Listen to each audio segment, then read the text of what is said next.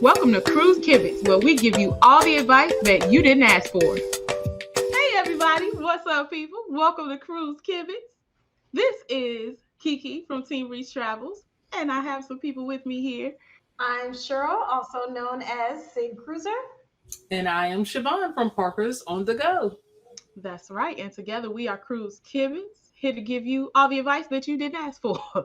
And today we have another hot topic, y'all. We've done one hot topic episode that you guys really seem to enjoy. So we decided it's about time to do another hot topic. And boy, oh boy, is this a hot one. We hope everybody still enjoys Cruise Kibitz at the end of this episode. Because when I say this is a hot topic, this is a hot topic.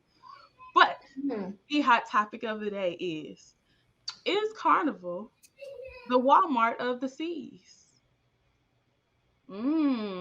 Something to think about here. So Carnival tends to get this bad rap sometimes, and we don't know why. We just know that a lot of times Carnival has been referred to as the Walmart of the seas, the spirit of the seas. You know, there's the ongoing jokes of how how Carnival is somehow lower tier than other cruise lines. And we're here to find out why is that, and do you ladies feel like that? So I think I'm gonna go to Cheryl 1st.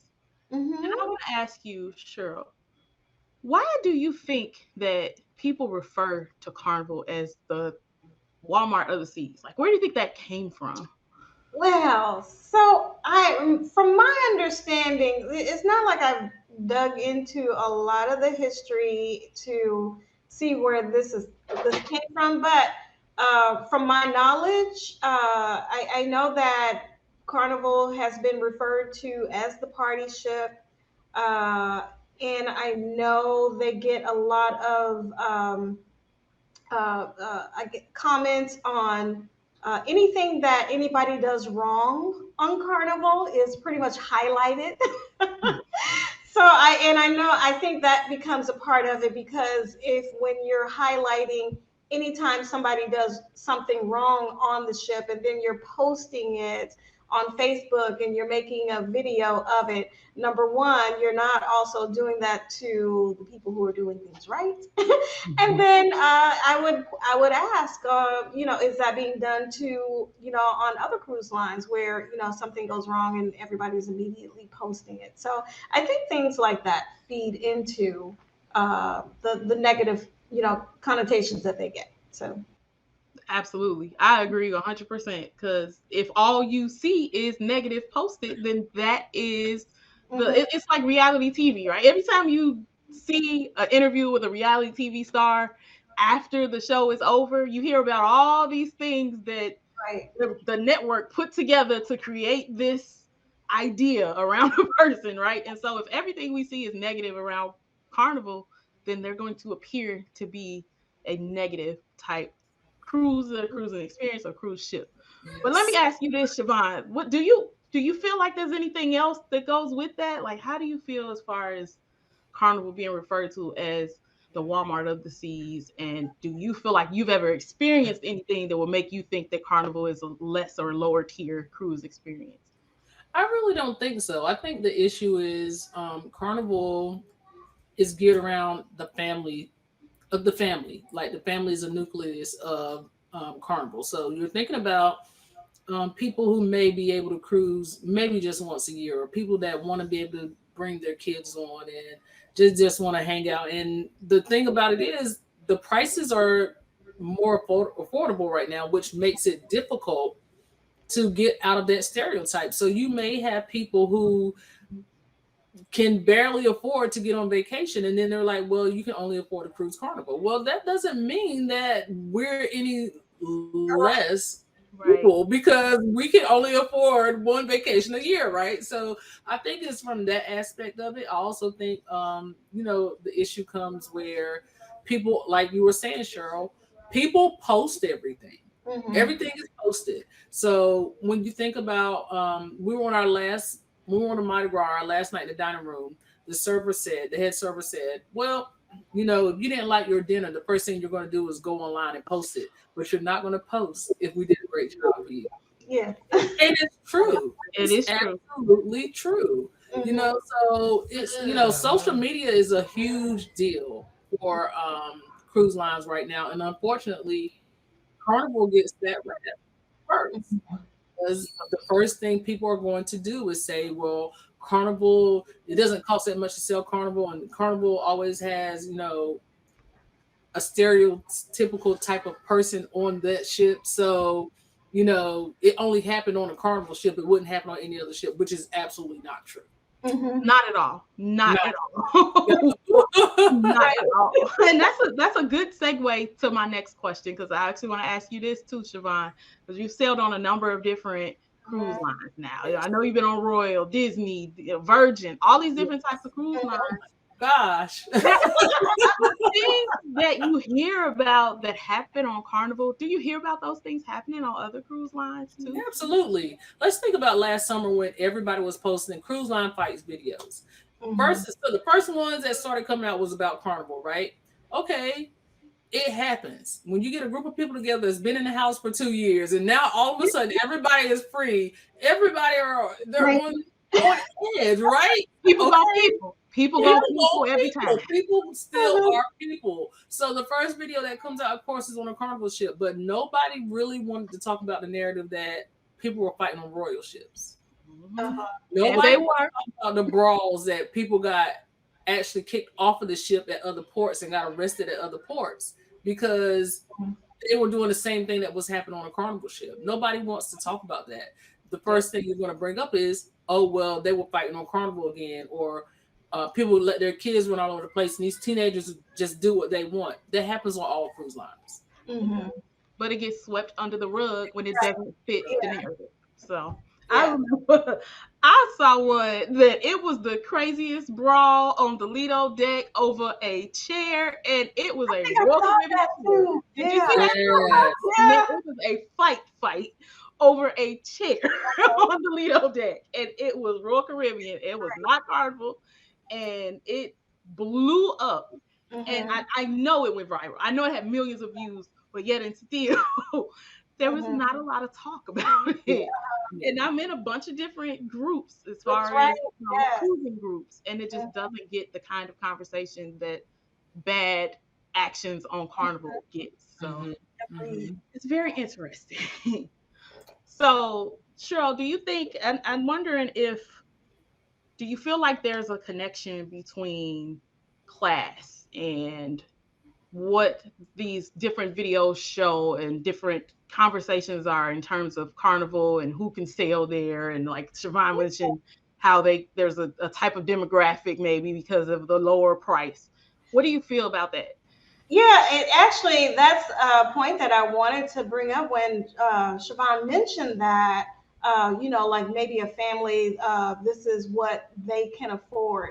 And it always breaks my heart to see, like, when I see postings, you know, or chats in different groups about, you know, people putting other people down, or putting people down in general because they're sailing Carnival because that's the only thing they can afford. And I mean, I think, and I think about that. I'm thinking, well, if first of all, if somebody has discretionary money to put towards a vacation, that's good, because not everybody can do that. Hello. Right. What if that's true? What if that's all they can afford? Is that a bad thing? I mean, why would you put down somebody who, you know, took their hard-earned money and took their family on a vacation that they could afford? I mean, if I don't see why that would be a negative thing, and why we would look down on people for, you know, something that they can afford just because they can't afford what you can afford, or what somebody, a high-end person, maybe they can't afford what the rock star suites or something like that. But they're on the same ship. They're having an experience. Maybe they have children that, you know, they're showing, you know, different islands or different countries, you know, that, you know, even they don't have a high budget to show, or maybe they can't do a lot of excursions or this or that, but those children are getting an experience that other children don't, you know. So I kind of, that kind of makes me a little sad to see when people, kind of put people down because of Carnival, because they're sailing Carnival because that's all they can afford. And you know what else that shows? Wise decision making, frugality. Like you don't take a trip you can't afford. Like we should be happy to see that. Like we don't. People gonna talk about you no matter what you do.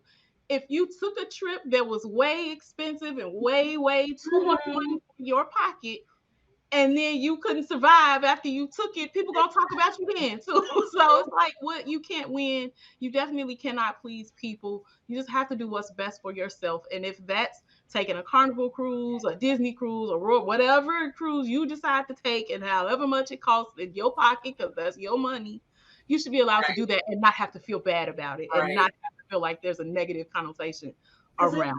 Because then the comment would be, "Oh, they went on Royal. They can't afford that. They should have been on Carnival." Exactly. Brandon and I both have a saying. So Brandon's saying is, sorry, it slipped my mind. We still got to live after this. So people go on vacation knowing they still have to live after this. Mm-hmm. My saying is, stop counting other people's pockets. You don't know what people got going on. They could probably afford the townhouse on the back of the Wonder of the Sea, but maybe they just wanted a balcony. Maybe they didn't need the townhouse. You don't know what people got going on. So you can't judge people's cruising style. You can't judge people's vacationing styles. You can't judge a cruise line based on who's on that cruise line. We met people on Carnival who had sailed like 30 or 40 cruises, had over like 300 days at sea, had all the medallions and all this stuff, and they only cruised Carnival, and they had it. Like they had it. So you can't judge people and what their experiences are based on what cruise line they cruise. Some people just like certain cruise lines. Yeah. You ever think that maybe they have it because they use Disney and they use their money wisely by booking cruises that cost less, and so therefore you can cruise more and you can afford other things besides just the cruise? Like that's it's just counting other people's pockets. Big no in all situations. Like just don't do it. Let people do what they're gonna do. Yeah, because I know for a fact nobody's judging Super Mario. Super Mario is out here living on Royal. He ain't living on Disney. He's not living on MSC. He's not living on Harlem America. He is living on Royal because it's cheaper for him to live on that cruise ship than it is for him to buy a home or be in a retirement home. He gets everything he needs. He gets people. He gets medical care. He gets food. He gets entertainment. He has his own cabin. Like, I am sure he could cruise any other cruise line with any dollar amount that he wanted to, but that's the one he chose because that's the one he likes. Mm-hmm. Yep. And as I think about it, a lot of these cruises on Carnival ain't as cheap as people crack them up to be. They are not. The newer and larger ships and the longer itineraries, like they're not. I don't know what deals people getting, but apparently I ain't getting the deals that everybody else that's calling it Walmart or fees is getting, because mine's is feeling a whole lot like, I don't know, Nordstrom of the seas or something. Like I'm getting some high prices when I price my stuff out. But I don't know. It's weird that people count other people's dollars. That's weird. Like don't do it. Yeah. But and at the end of the day, do what you're gonna do. Do what's best for you and your family. Sail the way you want to sail. Vacation the way you want to vacation. People look down at cruising as if it's not a vacationing or a travel style. People look down at traveling within the states as if it's not really traveling. Like at the end of the day, do what works for you and don't worry about nobody else. Exactly. Yes, that part. But, yeah. It's really weird though. But I wonder, as I go on different cruise lines and as I'm starting to experience different lines, like, and I think about the experiences that I have had on Carnival, I can't think of a bad experience that I've had. Not with the server. People, like Siobhan said, people are going to be people no matter what line you're on. I can think of bad experiences that I've had on other cruise lines, though. So Wow. why is it that somehow Carnival has this negative connotation around it? Mm. If I had to name the ship that I've had the worst experience on, y'all would be surprised. Like it's because it's supposed to be a top tier. I know. I think I know. Dang it. It's supposed to be top tier, and it ain't Disney. Just so y'all know, I love it. Okay. In You case ain't a Disney fan now. people is Disney listening, now, it ain't not y'all. this podcast. Not on this one. We don't down talk Disney on cruise. We do not. No, but it's crazy that no matter what, it's like people have this negative connotation about Carnival and sailing, and it's cheaper, and the crowd that it draws and things like that. But Right. And also, I mean, I think anytime you travel, uh, we aren't perfect. People in the hospitality industry aren't perfect. They're going to make mistakes, but it's like if they make one mistake, it's just blown up yep, into, something big, So I can see, like, if, I have, when I think back, I did have a negative experience on Carnival once, okay, but out of 25 cruises, I had a negative experience once. But I did reference it, or I reference it from time to time, where my baggage was misplaced and I didn't get it to the end, but it didn't ruin my cruise.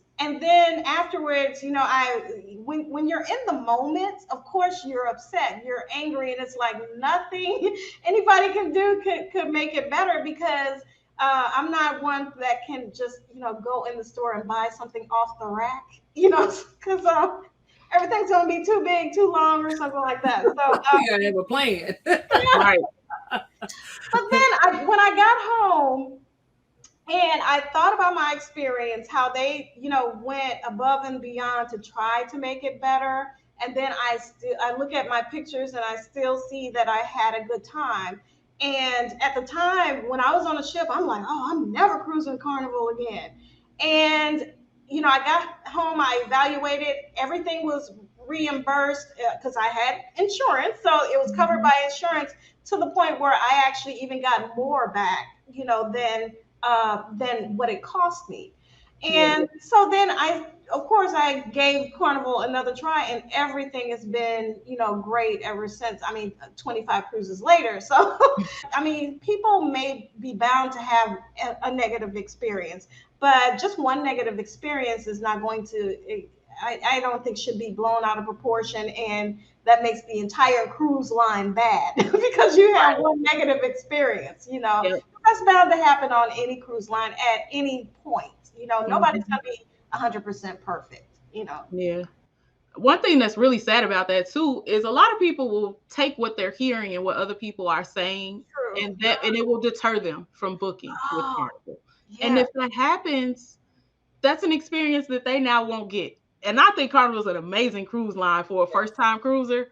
Yes. I think every first time cruiser needs to try a Carnival They need to ship start with before you Carnival. start with a Carnival ship. But if people are hearing that, I've literally seen people in these groups that'll comment on something negative about Carnival and be like, "Oh, I had a Carnival book. I'm about to go back and maybe change now. I'm gonna switch to Royal, or I'm gonna switch to Virgin." It's sad. Make your own opinion. Oh my gosh. Well, and I did know of someone who had sailed multiple Carnival cruises, never had an experience, but then the news reported about fights on Carnival ships. And even though that person never experienced or saw a fight on a Carnival ship, they were like, oh no, I'm not gonna, I have to change. I'm not going to sail Carnival again. I'm like, why? You haven't had a negative experience. Do you know how many sailings there are? Do you know how the percentage Yeah. of fights that break out per Sailings, how many sailing or per ships? people? The amount of people who sail. And just because hearing something on the news, even though you don't experience it, you're going to change. Yeah. you know, That's it, wild. Yeah, I can't see it. No. I cannot. And you know what? It's something too, Cheryl. I didn't think about that. Carnival has a vast amount of ships. And if I'm correct Yeah. me if I'm wrong, I think Carnival has more ships than any of the other lines. And Yep. so it kind of makes sense that you might hear more about things happening on Carnival because they have so many more ships than some of the other lines. But I don't know, just something to think about there too. People people take information that they get and they run with it, and it unfortunately will deter people from experiencing that. But that's one thing that is interesting though, because I think that a lot of the things that people give Carnival a bad rep for, I've seen that happen on other ships, and I think it varies a little bit by where you are, where you're porting at, how long the itinerary is. You know that like all of that plays into it. I've been on royal ships. I've been on a 3-day royal ship. I've been on a 8-day royal sailing. Vastly different Yeah. between the two. The crowd was different. The ambiance was different. Mhm. All of it. And so if somebody is basing their entire opinion of Carnival on one sailing that they took for 3 or 4 days, it might be a Yeah. completely different experience than what they would get if they were to try a different ship, a longer sailing, like that kind of thing. Those decisions. Do you feel like that weighs into it as well, Siobhan? Absolutely. We were on, I feel like it was Wonder of the Seas, or it was either Wonder of the Seas or Mardi Gras. Well, we were in, had to be Wonder, sorry, I'm trying to remember. It had to be Wonder because we were at Perfect Day at Coco Cay. Well, we were docked with Adventure of the Seas, and they were on a spring break cruise. Mm. And it was four people. Four, I mean, it was a 4-day cruise, and there were people pouring off of that ship. And I just remember hearing other people saying, like, there it's just a party everywhere. Everywhere you go, it's just a party. It's a party. It's a party. Well, a lot of spring breakers are like college students. They're not for adults who want to be college students. I don't know. Um, but really, like that, the difference in between the length of the sailing versus the crowd and Mhm. what you experience on the ship. Like you're gonna think each cruise line are going to play to their demographic.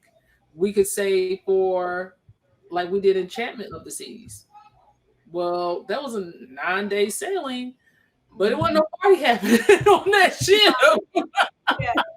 There was no party. It was not fun at all. Well, it was fun. It was fun because we made it fun. We Mhm. had our own fun and the itinerary was fun, but it was not a like fun ship situation. So I definitely think that the length of the sailing does make a difference because you're going to draw a different crowd. And that wasn't a carnival ship. Mhm. That was a Caribbean ship.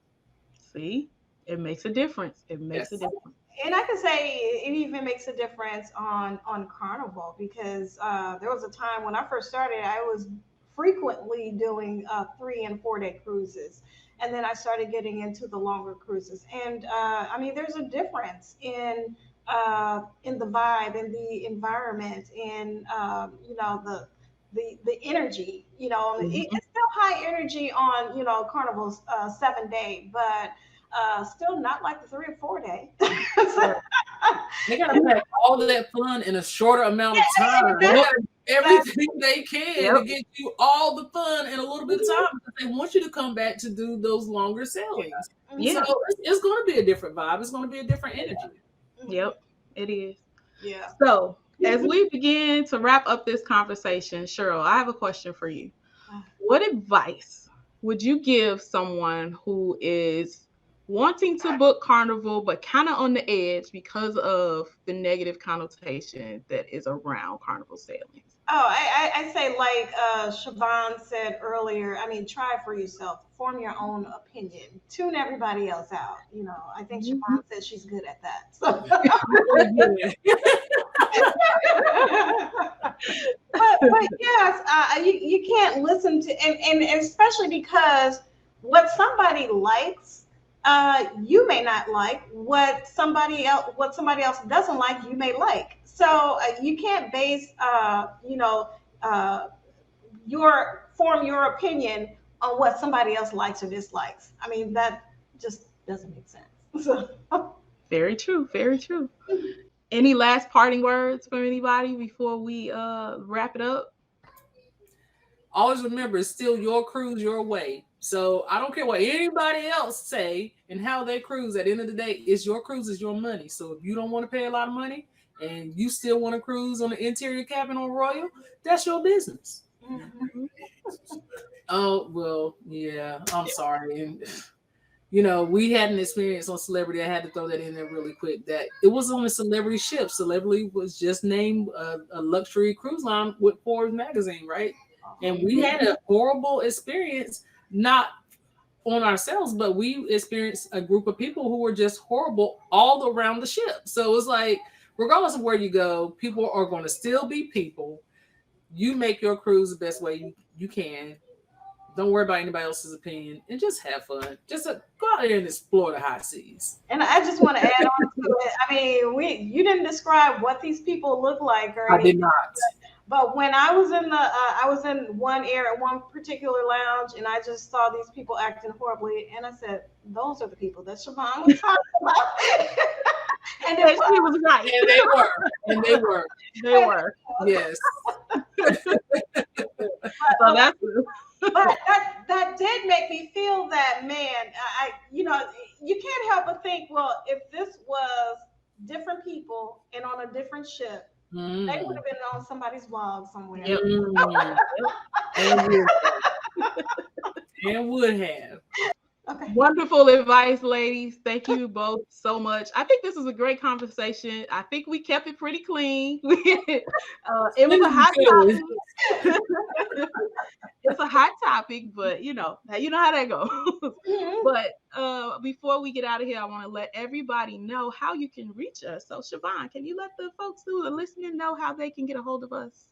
Absolutely. So you can reach us on YouTube. You can actually comment underneath this video if you have any questions for us or comments about this episode. You can reach us on Instagram. You can reach us on our individual channels. That is Sig Cruiser and Team Reach Travels and Parker's on the Go. Or you can send us an email at cruisekibitz, KIBITZ @gmail.com. Thank you so much. And You're I welcome. think we might be ready to wrap it up. I don't know, Sig, what do you think? I think we should call this a podcast. Let's call it a podcast then. Definitely. Bye, guys. Happy Bye. cruising. Happy cruising.